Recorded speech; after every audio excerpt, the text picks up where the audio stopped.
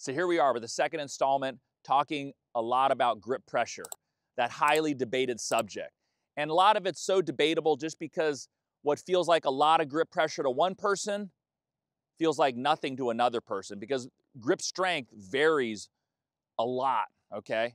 When I test people for grip strength, I see a lot of different numbers, and it's not always just because the person's bigger, stronger looking. It doesn't mean that they're necessarily gonna have strong hands.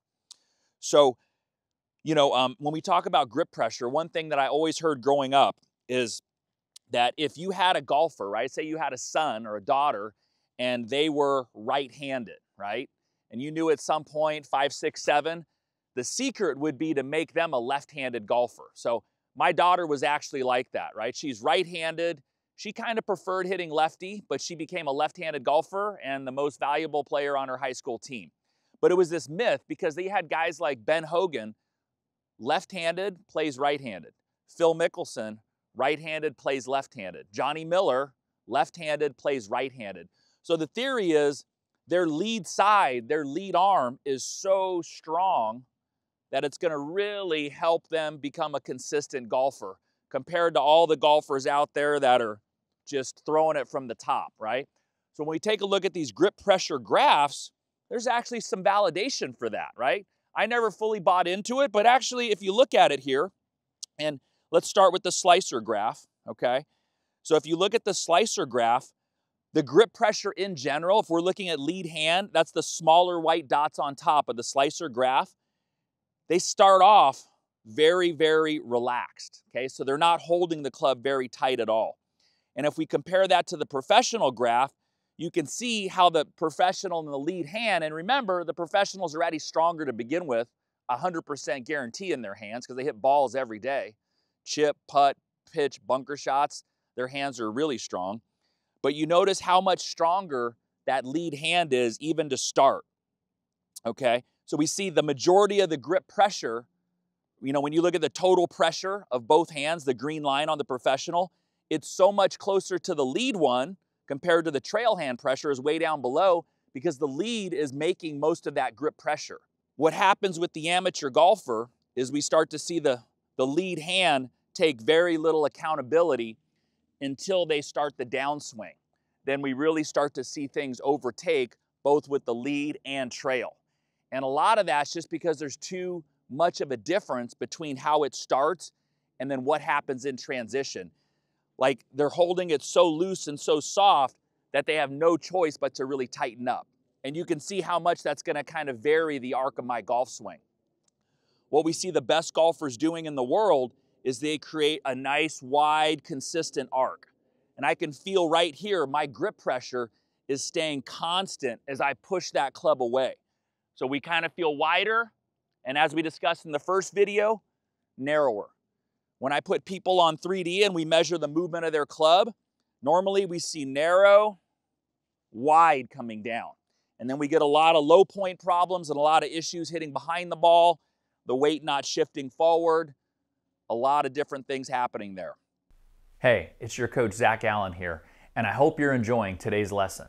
In all of my years of coaching and studying the golf swing, I've discovered there's only one thing that separates the best ball strikers in the world from the rest of us.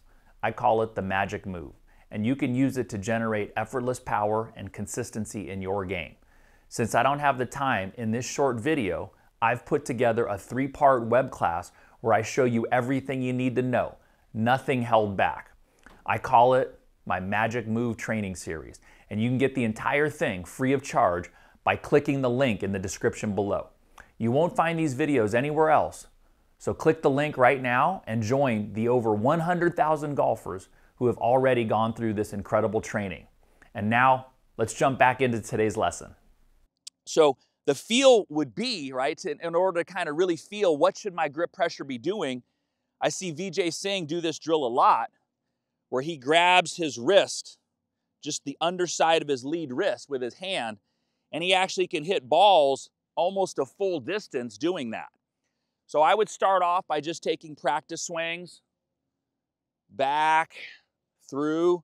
What you'll feel right away, you'll feel constant grip pressure in your lead hand, but you'll also start to feel, hopefully, your body taking over and moving the golf club. So I'm moving the pressure in my feet, so there's a little bit of pressure shifts. I'm rotating and extending and stretching back. We obviously don't want to do this when I tell you to swing with just your lead hand only. Once you feel comfortable, you can actually even start to hit balls. I've heard Vijay Singh can hit his driver like 250 yards, lead hand only. He's such an interesting case study. When he actually hits the ball, right, he does a lot of drills like this, but when he's at impact, his right hand is almost coming off the golf club.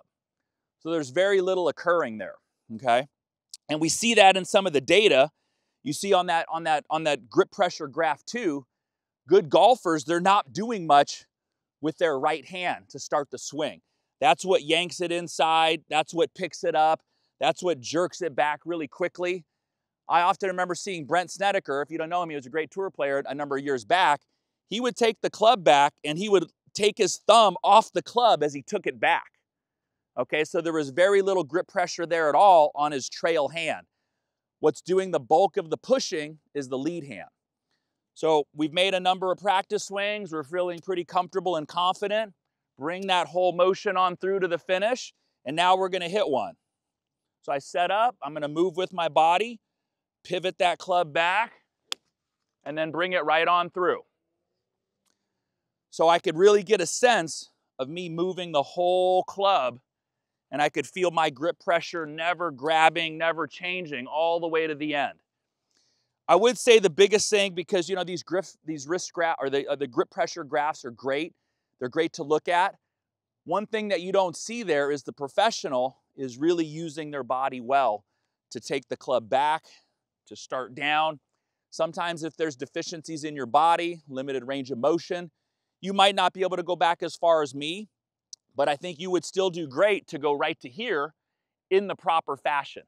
I'm using my pivot to move it. I'm not changing. I'm not disturbing the club by yanking with my trail hand. I'm just pushing with the lead hand, keeping the grip pressure relatively constant. Change directions with my lower body, continue on through without ever grabbing that golf club. So I hope you enjoyed that part 2 of this grip pressure video. If you want to see part 1, I've got it right here where we kind of introduce the topic and why it's so important. Stay tuned for part 3. It's coming next time. Until then, feel free to like and subscribe. And if you really think this video would help you or help somebody else, drop a comment down below, send it off to a friend. It really helps support the channel and the engagement. Have a great day. I'll see you next week.